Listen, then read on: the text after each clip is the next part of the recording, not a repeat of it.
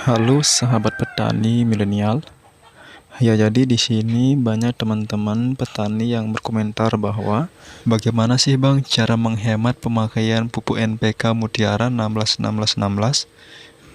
Ya, jadi pada kesempatan hari ini saya akan sedikit berbagi tentang bagaimana cara menghemat pemakaian pupuk NPK Mutiara ya teman-teman.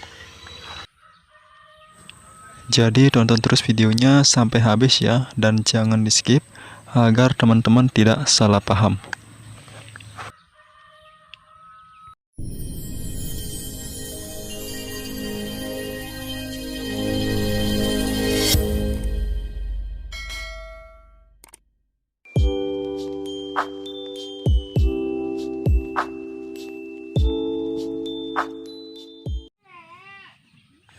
Ya, jadi bahannya sudah di hadapan kita ya.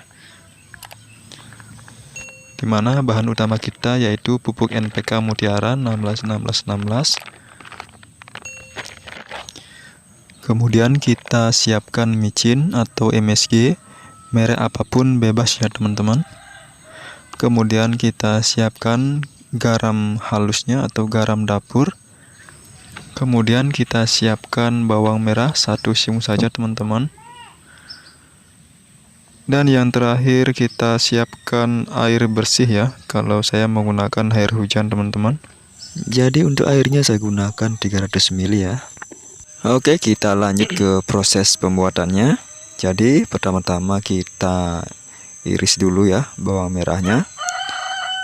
Jadi tak lupa kita mengupasnya teman-teman. Jadi bawang merah ini berfungsi sebagai zat perangsang tubuh ya. Jadi kita wajib menggunakan bawang merah ya untuk membantu maupun baik itu menghemat penggunaan pupuk NPK Mutiara dan juga menggunakan pupuk KNO3 ya maupun MKP teman-teman. Jadi kita lakukan pengadukan ya.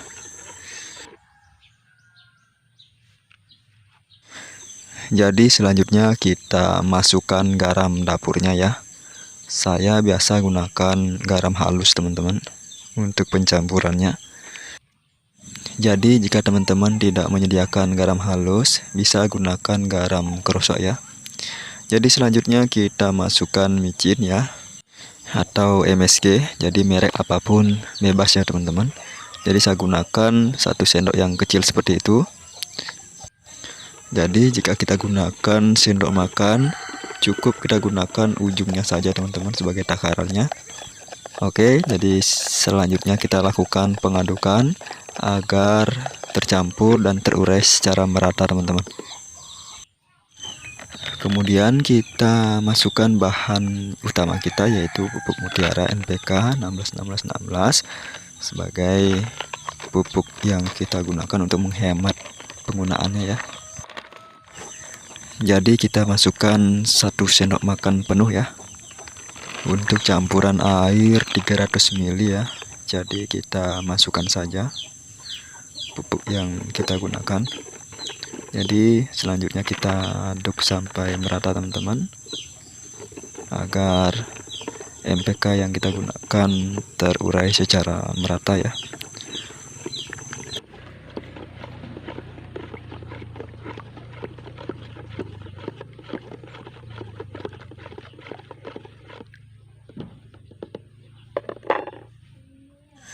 Oke teman-teman, kalau sudah kita lakukan pengadukan, proses selanjutnya kita lakukan penutupan ya secara rapat atau kita bungkus seperti ini kalau tidak ada penutupnya ya. Jadi proses ini kita tunggu selama kurang lebih 2 hari 2 malam ya. Setelah itu baru kita lakukan pengaplikasian untuk tanaman kita ya teman-teman.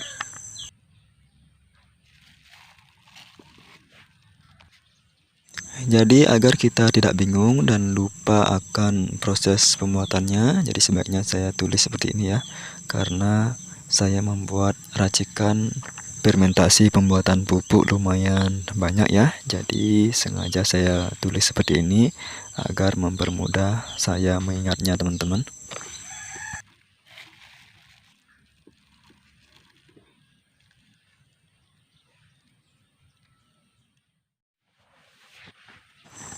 Oke, sahabat petani milenial, jadi hari ini hari kedua ya teman-teman ya, sudah berjalan 2 hari 2 malam. Jadi pupuk yang kita buat kemarin jadi sudah berjalan 2 hari ya. Jadi saatnya kita lakukan pengaplikasian ke tanaman kita ya. Jadi di sini saya sudah menyiapkan takaran untuk dosisnya ya.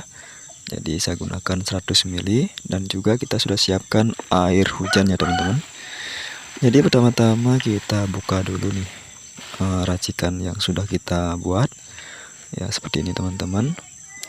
Jadi sebelum kita mengaplikasikan ke tanaman ya, jadi kita aduk-aduk terlebih dahulu ya agar tercampur secara merata. Oke, selanjutnya kita masukkan racikan mutiaranya ke dalam air. Jadi dosis yang kita gunakan cukup 100 ml saja teman-teman.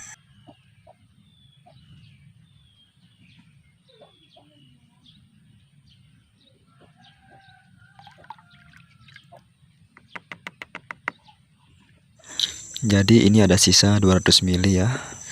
Dan nantinya akan saya lakukan pengaplikasian ke tanaman yang lain ya. Jadi setelah kita masukkan 100 ml ke dalam air 2 liter ya, selanjutnya kita aduk sampai merata. Dan penggunaan racikan NPK Mutiara 16 siap kita aplikasikan ke setiap tanaman yang kerdil ya. Dan jenis tanaman apapun kita bisa lakukan pengaplikasian ya.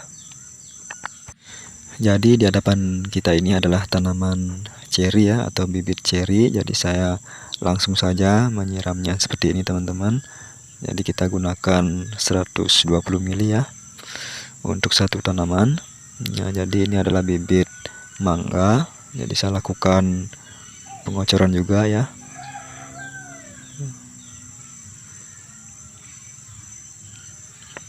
Sedangkan ini adalah bibit sawo jenis variegata ya. Jadi tetap saya lakukan pengocoran.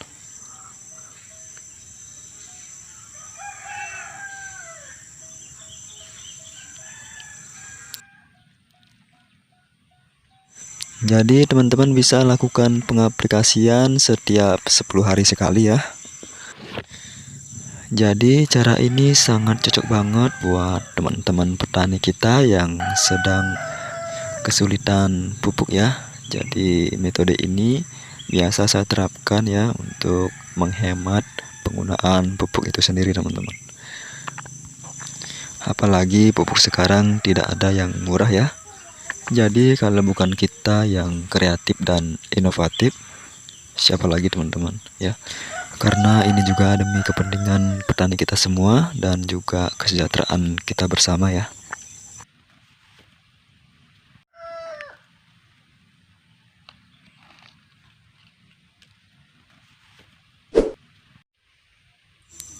Oke sahabat petani milenial ya, jadi ini sudah berjalan 2 minggu atau 14 hari dan sudah terlihat hijau teman-teman, dan sudah terumus ya. Kemudian bibit mangga juga terlihat sudah hijau ya, seperti ini teman-teman. Ini juga sawo jenis variegata sudah terlihat benar-benar sehat.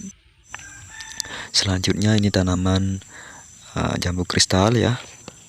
Jadi sudah terlihat mengeluarkan pentil buah seperti ini teman-teman ya. Kemudian kita lihat lagi ke tanaman bibit jeruk ya. Jadi setelah kita lakukan pengaplikasian sudah jelas terlihat rumusnya ya teman-teman, dan benar-benar hijau. Jadi sangat luar biasa pertumbuhannya teman-teman. Oke teman-teman, sampai di sini dulu video dari saya. Jika teman-teman suka dengan video yang saya bawakan, jangan lupa like, komen, dan juga subscribe teman-teman. Oke, terima kasih yang sudah subscribe. Semoga rezekinya selalu dimudahkan. Sekian dan terima kasih.